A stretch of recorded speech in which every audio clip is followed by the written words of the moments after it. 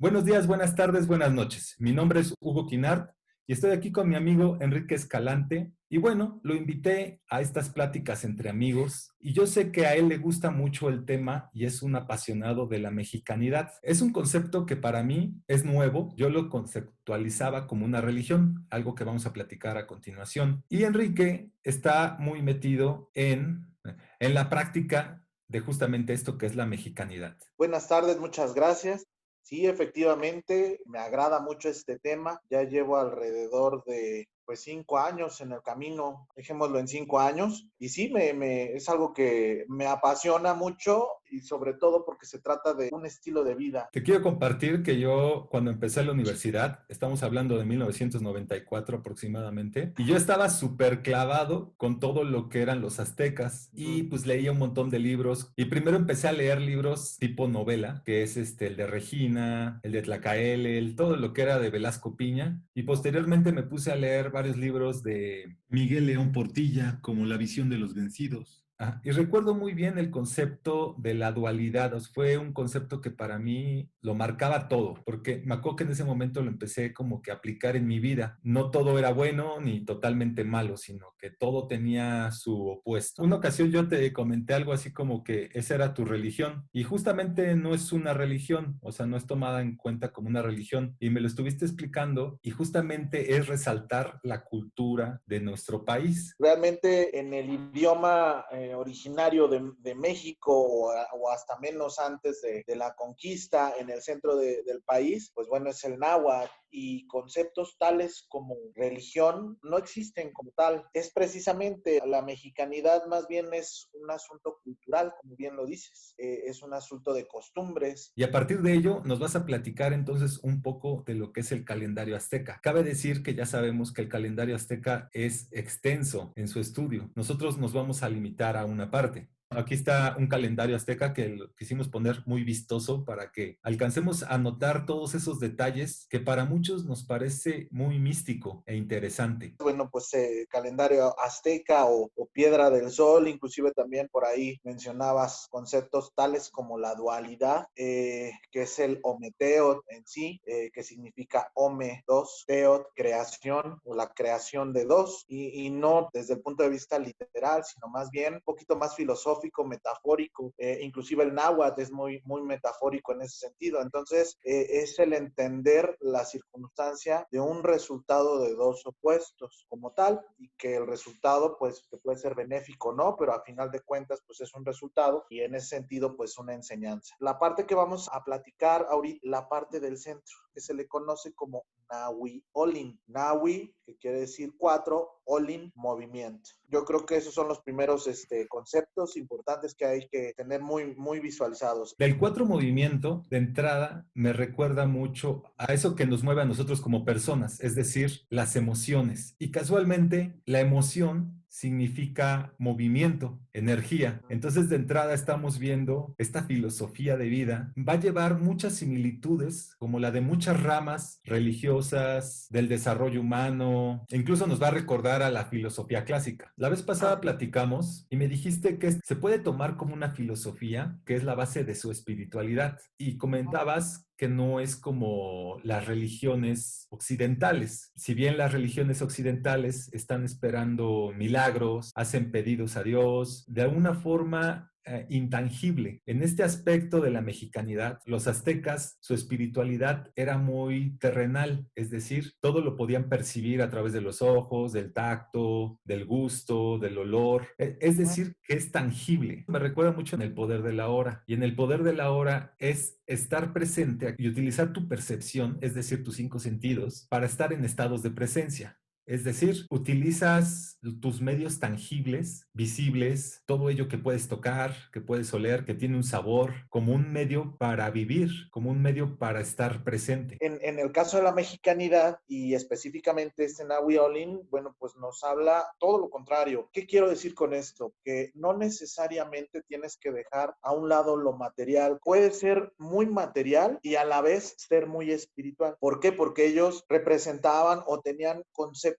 muy arraigados en relación a lo que veían, a lo que palpaban, a lo que podían inclusive comer, a lo que ellos podían observar en los teocalis, conocidos ahorita como ruinas o pirámides. Entonces eran realmente observadores e investigadores, se especializaban en muchas cosas, ¿no? Pero pues sí eran muy observadores y aprendían de esa observación. Esto es algo que a mí me recuerda mucho a todo lo que es la filosofía china, sobre todo lo de los 5 elementos. Se menciona que los sabios en aquel país se dedicaban principalmente a observar cómo eran los movimientos de la naturaleza y que la misma naturaleza es la que nos daba una filosofía de base para continuar con nuestra propia vida. Un ejemplo claro son las mutaciones de esta filosofía china. Es decir, que primero en tu vida tienes que sembrar, luego tienes que cultivar, luego se va a transformar, se va a cosechar y se va a economizar y se vuelve a empezar. O sea, todo es cíclico. Igualmente con los aztecas, pues ya el mismo calendario azteca nos está marcando cómo es un ciclo de vida. Este movimiento es correspondiente a la tierra y representa también la memoria, de alguna forma nuestra identidad, de dónde venimos, para saber de alguna forma también el por qué estamos aquí. Pero esa identidad de identidad es muy importante. La circunstancia que vivimos o que nuestros antepasados en su momento vivieron, vaya, con lo que es la conquista en su momento, pues nos ha hecho de alguna forma ser amnésicos, es decir, porque realmente pretendieron establecer o borrarnos esa memoria, esa identidad, relacionan con este movimiento. En la Piedra del Sol, pues representa lo que es de los puntos cardinales, en este caso el norte, y representado a este punto cardinal es representado por Tezcatlipoca.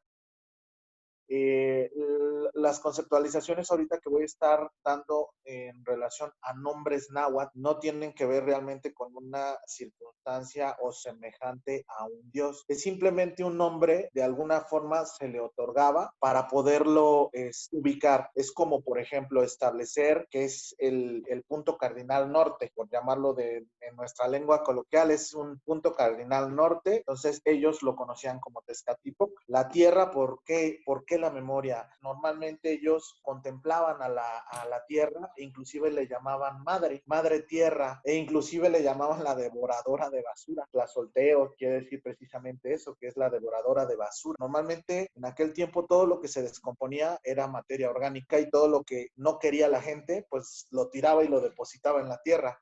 Inclusive nosotros mismos cuando moríamos nos enterraban y nos metían en la tierra. Es decir, todo lo que estaba ya en descomposición lo generaba la tierra se lo tragaba, por llamarlo de alguna forma, lo devoraba, pero generaba nuevamente vida.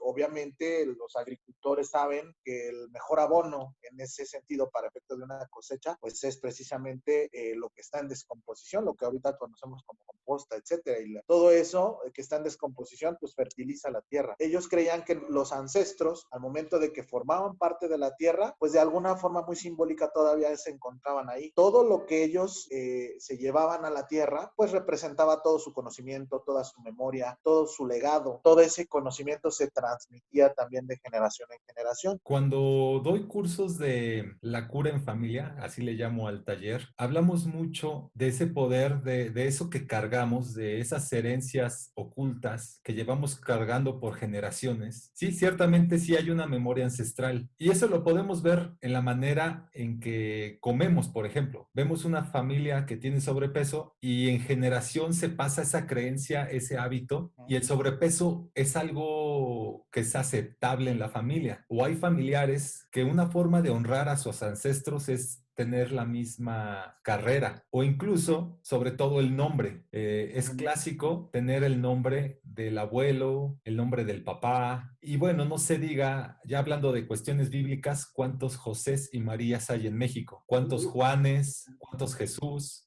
Bueno, tú eres Jesús Enrique, por cierto.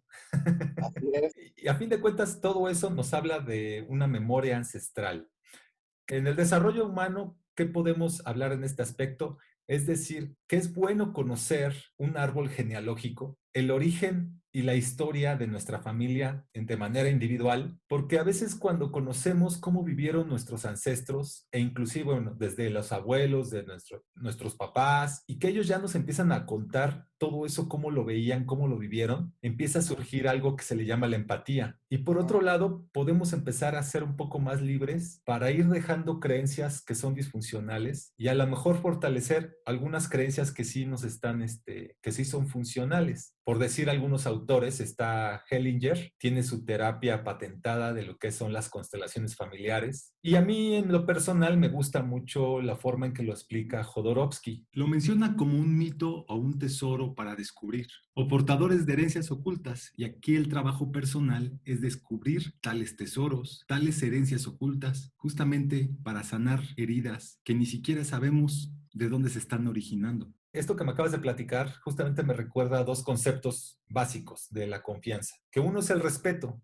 Un ejemplo clásico es los hijos están molestos con los papás una vez que ya crecieron y pueden cargar con ese enojo. Entonces, ¿qué nos queda? O sea, el hijo no va a educar al papá, el papá es el que educa al hijo y no hay una escuela de padres. Entonces, por lo tanto, los padres van a tener cantidad de errores. ¿Qué podemos hacer los hijos con eso? Lo mejor que podemos hacer es honrarlo. Es tarde o temprano llegar a perdonar todo ello y continuar con nuestra vida, ya que no vamos a cargar ese peso. Y por otro lado, otro elemento me recuerda mucho que es el autoconocimiento. Muchas veces yo tengo hábitos y hablo de tal forma que con el tiempo y si hago un poco de conciencia, me estoy dando cuenta que estoy repitiendo patrones. Es decir, es muy probable que eso no sea parte de mi esencia. Y si puedo empezar a darme cuenta de ello de manera consciente, puedo hacer cambios funcionales para mí y de esa forma crecer y aprovechar esta memoria ancestral que estás comentando. Vamos a hablar ahorita otro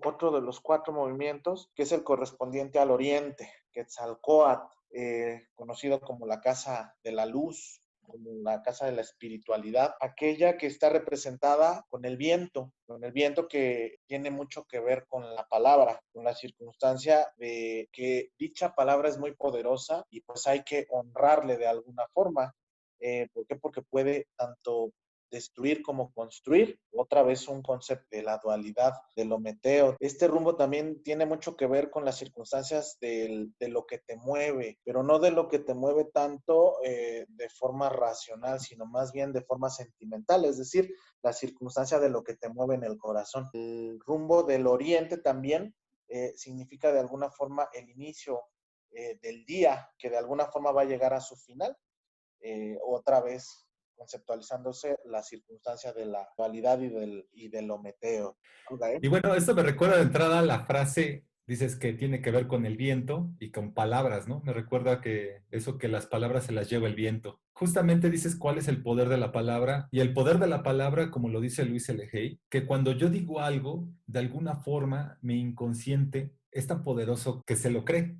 Es decir, ¿cuántas veces no nos hemos dicho a nosotros mismos, no puedo? Y chin, y ciertamente me la creo y no puedo. ¿Y cuántas veces he dicho, puedo, sí quiero, etcétera? Quiero y puedo esto. Y es la manera más fácil que a través de esa actitud consigamos eso que queremos.